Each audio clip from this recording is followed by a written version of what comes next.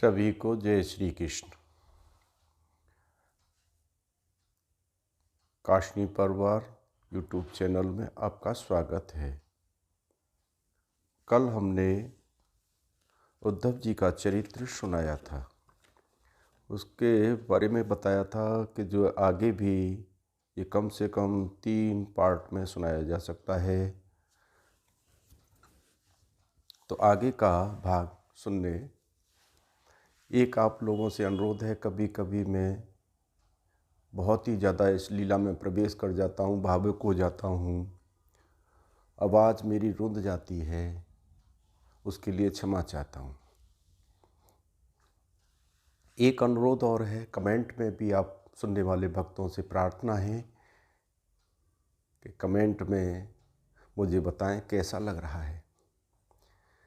इसे शेयर भी करें, कमेंट भी करें और सब्सक्राइब करना न भूलें, जिससे आगे आने वाली वीडियो आपके पास तुरंत पहुंच जाएगी। जय श्री राधे, बोलो वृंदावन बिहारी लाल की जय। ब्रजभूमि प्रेम की भूमि है, लीला की भूमि है। वहाँ के एक एक रजकण पूर्ण रसमय है। वहाँ के एक एक अणु से अनंत अनंत आनंद की धारा प्रभावित होती है। वहाँ की लताएं साधारण नहीं हैं, मृदुलता की लताएं हैं। वहाँ के वृक्षों की पंक्ति रसकों की जमात है।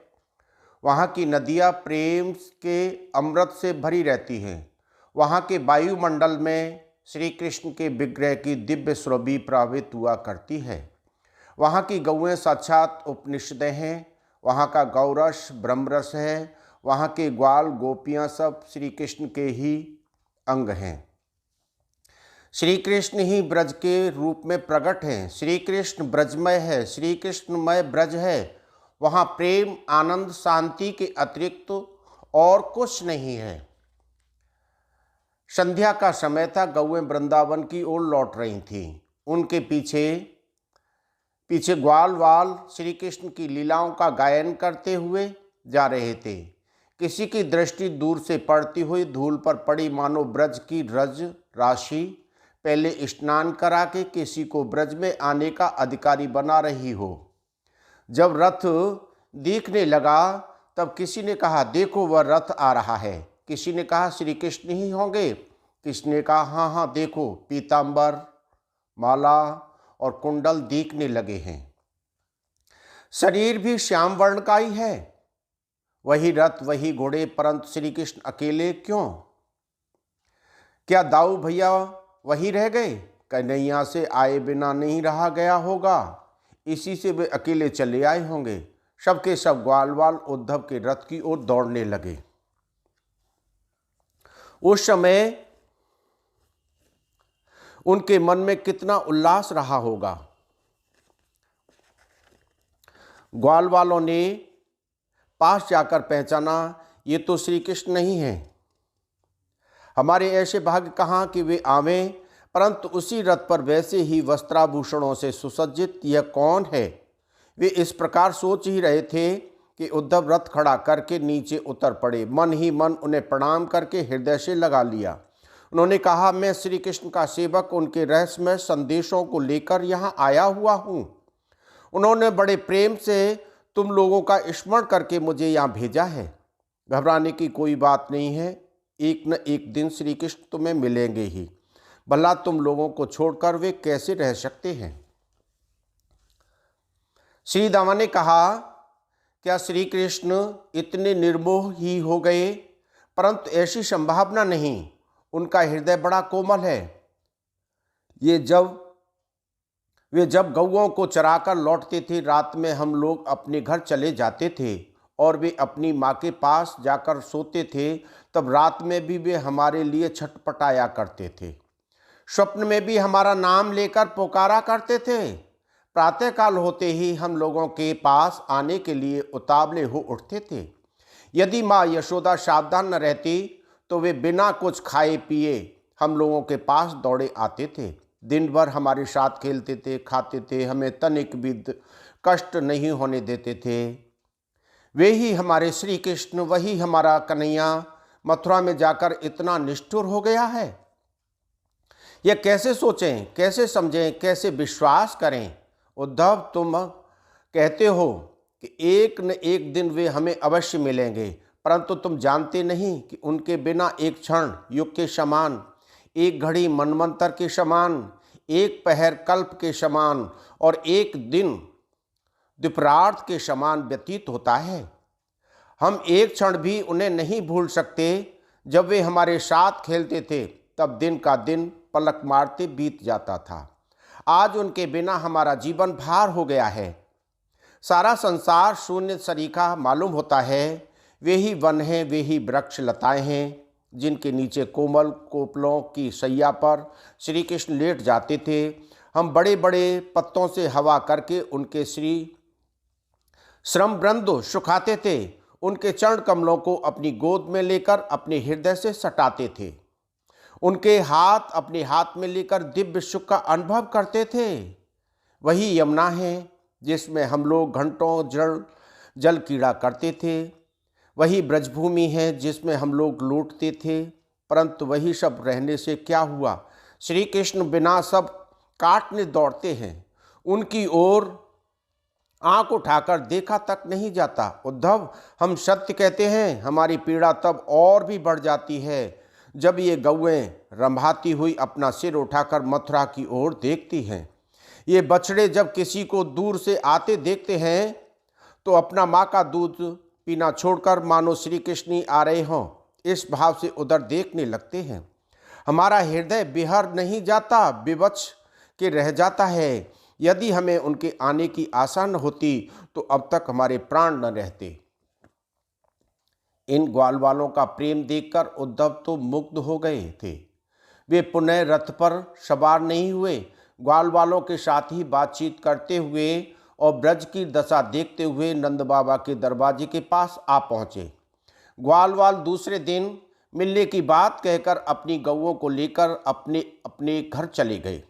उद्धव ने जाकर नंद बाबा को प्रणाम किया। नंद बाबा ने उठकर उन्हें हृदय से लगा लिया और बड़ी प्रसन्नता से, बड़े प्रेम से उन्हें साक्षात श्री कृष्ण समझकर उनका सत्कार किया।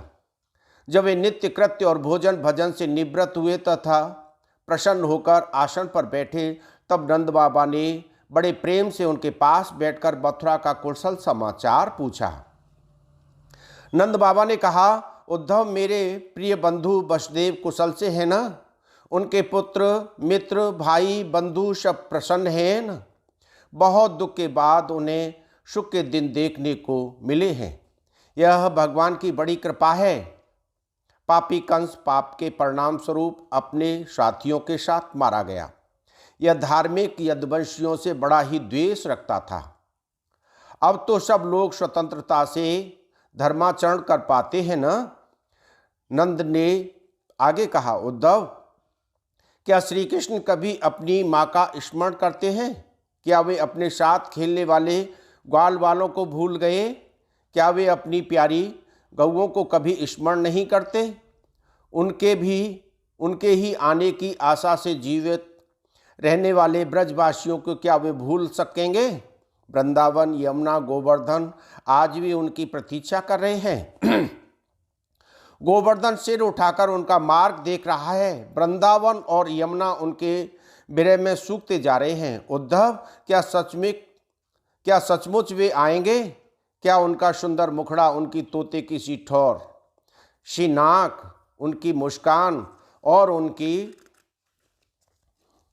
चितवन का आनंद मेरी इन आँखों को प्राप्त हो सकेगा? श्री कृष्ण केवल मेरे बालक ही नहीं हैं, ये हमारे और संपूर्ण ब्रज के जीवन दाता हैं। उन्होंने दावाग्नि से, वबंडर से, वर्षा से, वृषासुर से और अघासुर से हमारी रक्षा की है। हमें मृत्यु के मुँह से बचाया। हम उनके इस दृष्टि से भी आभारी हैं। परंतु क्या उन्होंने इसी दिन के लिए हमें बचाया था? क्या यही दुख देने के लिए उन्होंने हमें सुखी किया था? उद्धव, क्या कहूँ, मैं उनका शक्ति का स्मरण करता हूँ, उनके खेल का स्मरण करता हूँ। उनका मुखड़ा, उनकी टेढ़ी टेढ़ी भौहें, उनकी वे काली घुंघराली अलकें मेरे सामने से नाच जाती हैं। वे मेरे सामने हंसते हुए से दिखते हैं। मेरी गोद में बैठकर मुझे पिताजी पिताजी पुकारते हुए जान पड़ते हैं। वे मेरे पीछे से आकर मेरी आंखें बंद कर लेते थे, मेरी गोदी में बैठकर मेरी दाढ़ी खींचने लगते थे। ये सब बातें मुझे आज भी याद आती हैं।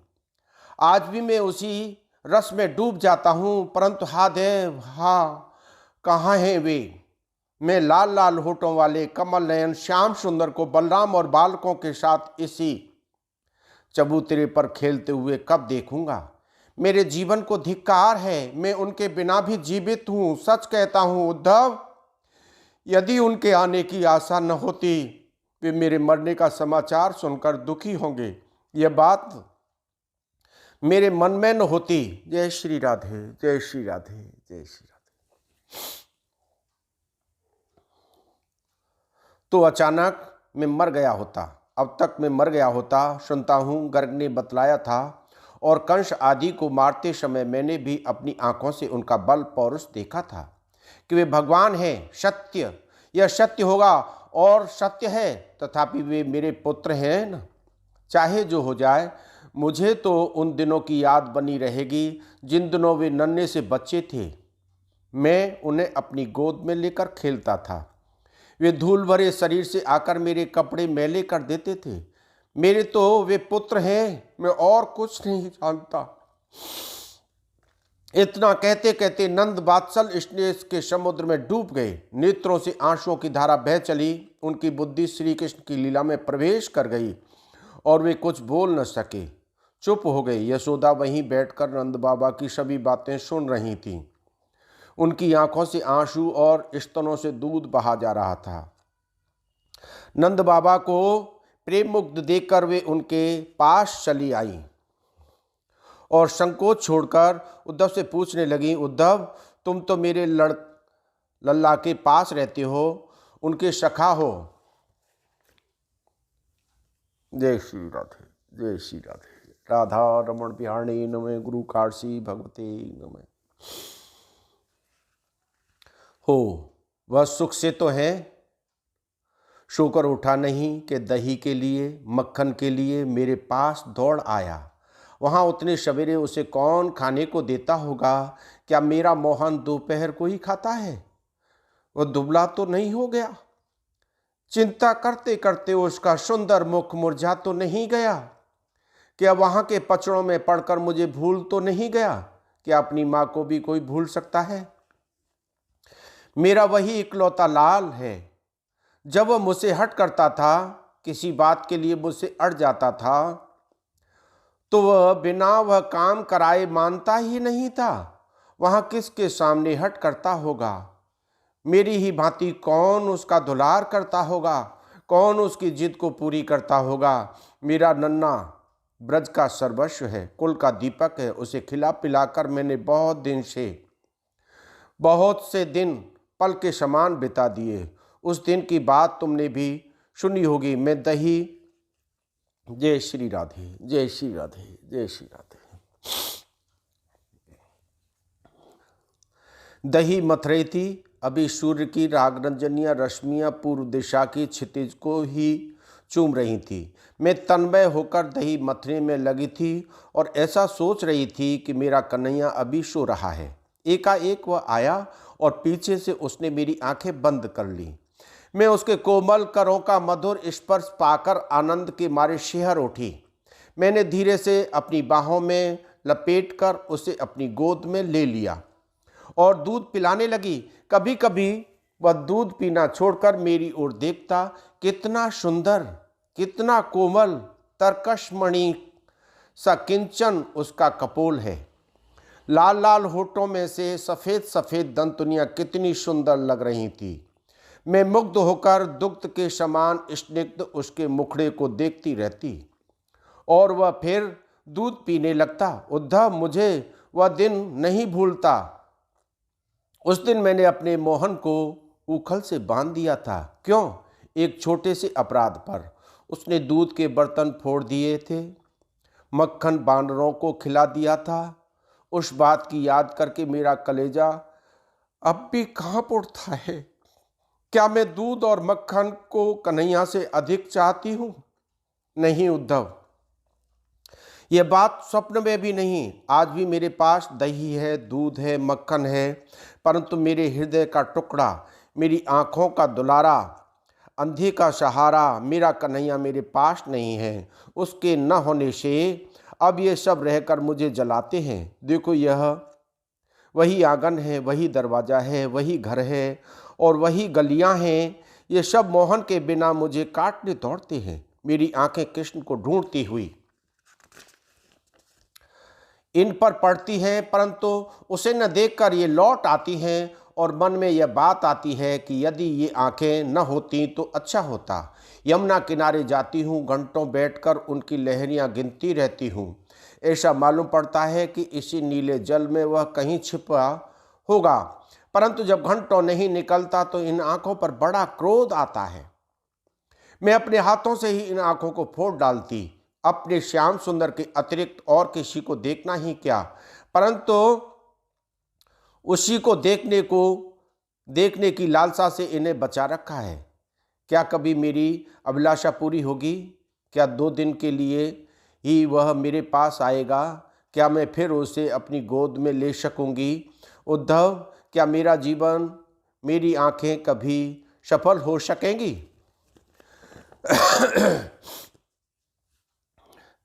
यशोदा की आंखों से झरझर आंसू के निर्झर बह रहे थे। उनका गला भर आया। वे चुप होकर उद्धव की ओर देखने लगी। नंद और यशोदा के इस अलौकिक प्रेम को देखकर उद्धव अवाक हो गए। उनसे कुछ बोला नहीं गया। उद्धव में शांत भक्ति पहले से ही थी, दास्य भाव भी था, शंख का भी कुछ अंकुर उग आया था। उनकी ऐसी ही मानसिक स्थिति में श्री कृष्ण ने उन्हें वृंदावन भेजा था। वृंदावन में प्रवेश करते ही उद्धव को शंख रस की पूर्णता प्राप्त हुई। श्रीदामा आदि गोपों से मिलकर उन्होंने जाना कि शंख रस की पूर्णता क्या है। ब्रज में प्रवेश करने पर उन्होंने देखा ब्रज के घर घर में वन में वहाँ के पशु पक्षी मनुष्य सभी श्री कृष्ण का गुणानवाद गा रहे हैं। वहाँ के एक एक अणु से श्री कृष्ण के नाम की ध्वनि निकल रही थी। नंद और यशोदा के पास आकर उन्होंने वात्सल रस का दर्शन किया। उनकी समझ में नहीं आ रहा था कि उन्हें क्या समझावें, इनसे क्या कहें। अंत में उन्होंने सोचा कि इन्हें श्री कृष्ण का ऐश्वर्य सुनाना चाहिए। वे कहने लगे, अब तक नंद बाबा भी संभल कर बैठ गए थे। उद्धव ने कहा, बाबा नंद, माँ यशोदा, आप लोग धन्य हैं। आपका जीवन सफल है। यदि मेरे रोम रोम जीव बन जाएं तो भी मैं आपकी पूरी प्रशंसा नहीं कर सकता। पर पूर्णतम भगवान श्री कृष्ण में, चराचर तीर्थ पुरुषोत्तम में आप लोगों का इतना सुंदर भाव है, आपकी ऐसी भक्ति है, इसकी महिमा कौन गावे। तीर्थ यात्रा, तपस्या, दान, ज्ञान और समाधि से जिस वस्तु की प्राप्ति की जाती है वह प्रेम लक्षणा भक्ति आपको स्वयं ही प्राप्त हो गई। श्री कृष्ण केवल आपके बालक ही नहीं हैं, वे संपूर्ण पिताओं के पिता, वे संसार के मूल कारण हैं। बलराम उन्हीं की शक्ति है। उन्हीं की प्रेरणा से संसार में ज्ञान होता है और सब वस्तुएं चेष्टा करती हैं। कोई भी प्राणी मृत्यु के समय एक क्षण भी उसका चिंतन कर ले तो उसके सारे कर्म धुल जाते हैं और वह ब्रह्म स्वरूप को प्राप्त होता है। आप लोगों का उनसे संबंध तो है ही। उन्हें केवल अपना पुत्र न समझें, उन्हें सबका कारण, सबकी आत्मा समझें। यदि आप ऐसा कर सकेंगे तो फिर आपका कोई कर्तव्य शेष नहीं रहेगा। वे शीघ्र ही यहाँ आएंगे भी। यदि आप उन्हें शरीर से देखना चाहते हैं तो यह भी होगा।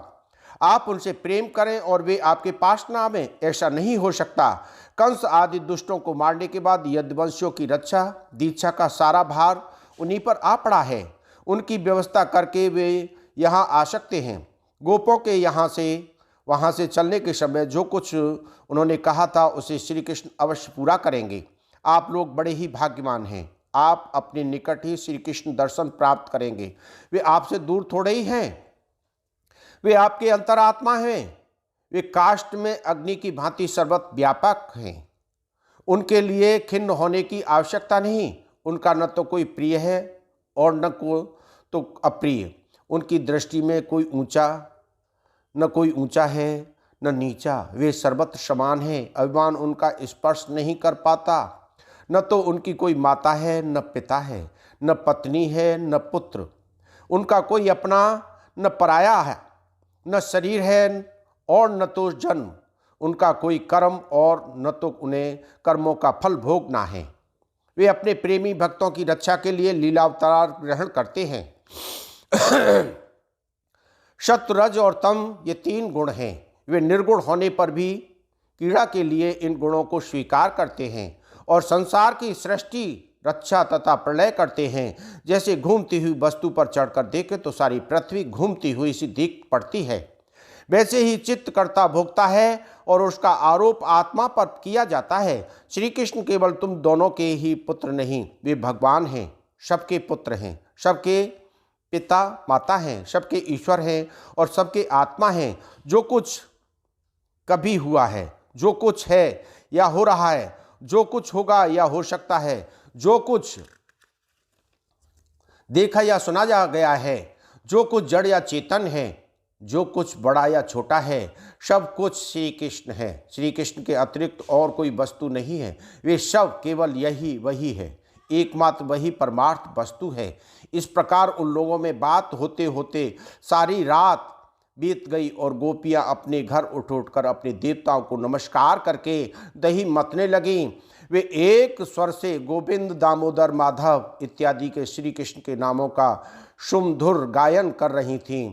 उनकी बंधी हुई आवाज़ स्वर का स्पर्श कर रही थी, सारी दिशाएं गूंज रही थी। उनके इस प्रेम गायन को सुनकर उद्धव ने अपनी बात समाप्त की और नित्य कृत करने के लिए वे यमुना के तट पर गए। बोलो राधा रमण बिहारी लाल की जय, बोलो वृंदावन बिहारी लाल की जय, सद्गुरुदेव भगवान की जय।